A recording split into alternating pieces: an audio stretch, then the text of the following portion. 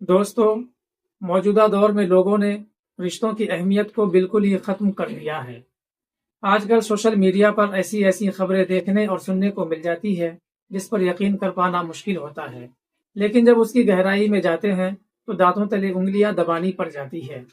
دوستوں، مامی اور بھانجے کا رشتہ ایک ایسا رشتہ ہے جس پر آنکھیں بند کر کے لوگ بھروسہ اور یقین کرتے ہیں، لیکن ذرا سوچ کر دیکھیے، اگر یہی رشتہ وشواس گھات کرنے لگ جائے، اگر اس رشتے پر سے بھی یقین اٹھ جائے اور یہی رشتہ سارے مان مریاداؤں کو بھلا کر ہر وہ کام کرنے لگ جائے جس کی امید غیروں سے بھی نہیں ہوتی، تو پھر ایسے رشتوں کی کیا اہمیت رہ جاتی ہے؟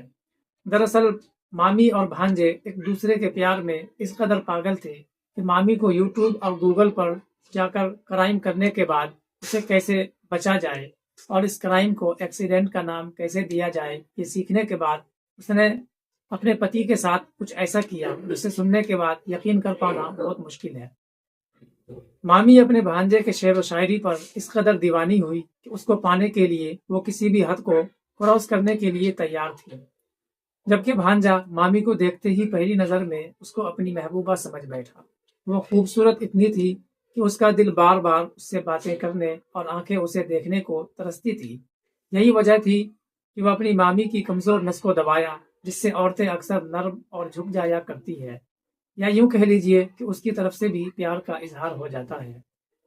اس پیار کو دونوں نے پانے کے لیے اس آدمی کو راستے سے ہٹا دیا جو دونوں کے لیے اس کا شبھ چنتک اور ہمدرد ہوتا ہے۔ جہاں ایک طرف اپنی پتنی کا پتی ہوتا ہے تو دوسری طرف بھانجے کا ماموں بھی ہوتا ہے۔ آخر دونوں نے ایسا کیوں کیا، اس کے پیچھے کی سچائی کیا ہے؟ اگر جاننا چاہتے ہیں تو اس ویڈیو کو اینڈ تک دیکھیں۔ آداب، نمسکار، میں ہوں محمد عظمت، آپ دیکھ رہے ہیں کرائم اسٹوری۔ جو لوگ ہمارے چینل پر نئے ہیں یا جن لوگوں نے ہمارا چینل ابھی تک سبسکرائب نہیں کیا ہے وہ کر لیں، اور ساتھ ہی بیل آئیکن کو بھی دبا دیں تاکہ ہم نئی آنے والی ویڈیو کی نوٹیفیکیشن آپ لوگوں تک پہنچتی رہے۔ دوستوں، مدھیہ پردیش سے ایک سنسنی خیز، حیران کن اور ایسے رشتوں کو جن پر پورا اعتماد اور بھروسہ ہوتا ہے شرمسار کر دینے والا معاملہ سامنے آیا ہے۔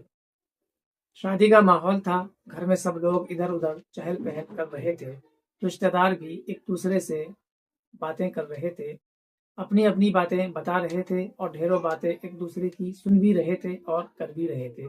اس شادی میں ایک پوجا نام کی لڑکی تھی جس کی نظریں اکثر روپ سنگھ سے مل جایا کرتی تھی، لیکن پھر دونوں ادھر ادھر ہو جایا کرتے تھے، لیکن دونوں کو ایک دوسرے سے بات کرنے کا موقع ہی نہیں مل رہا تھا۔ دراصل دونوں موقع کی تلاش میں تھے کہ کب موقع ملے اور دونوں اپنے دل کی بات ایک دوسرے کو بتائے۔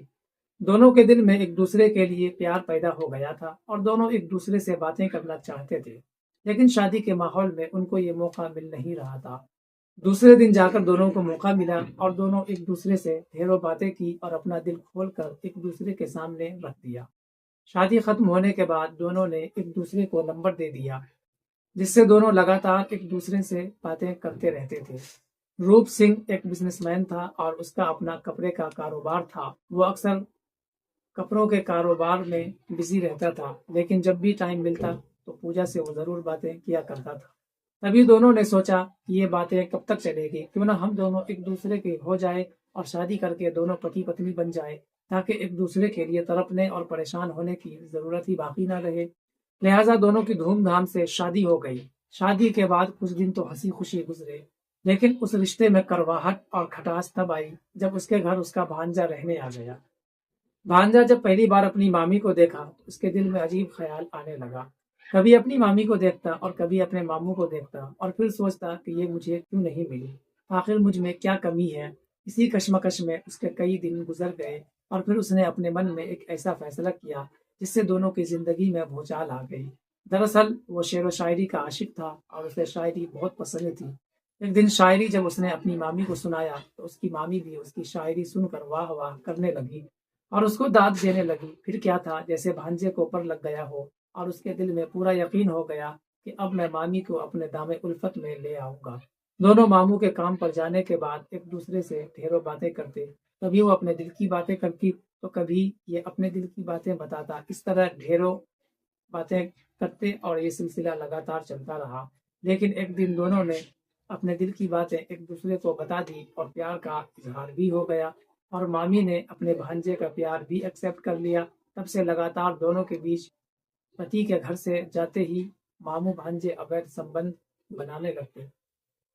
ظاہر سی بات ہے، جب ایک بار ناجائز رشتہ بن جاتا ہے تو پھر یہ سلسلہ جب تک کوئی گھٹنا نہ ہو تب تک چلتا رہتا ہے۔ یہی معاملہ ان دونوں کے بیچ بھی تھا۔ جب بھی ماما گھر سے باہر ہوتے دونوں ایک دوسرے کے ساتھ چپکے رہتے اور اویدھ سمبندوں کا سلسلہ چلتا رہتا، لیکن جیسے ہی ماما گھر میں انٹر ہوتے تو دونوں سلیقے اور طریقے سے ایسے بیٹھ جایا کرتے یا الگ ہو جاتے کہ پتہ ہی نہیں چلتا کہ ان دونوں کے بیچ اویدھ سمبند بھی ہے۔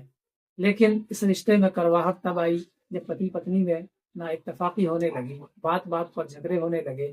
اس لیے کہ جب من کہیں اور لگ گیا ہو تو ظاہر سی بات ہے جھگڑا ہونا لازمی ہے۔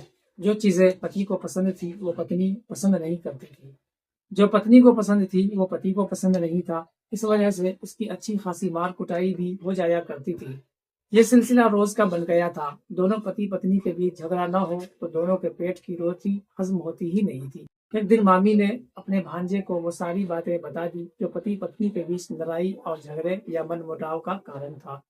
جب مامی کے عاشق کو پتا چلا تو وہ آگ ببولا ہو گیا اور اس نے ٹھان لی کہ آج ماما کو سبق سکھا کر ہی رہے گا۔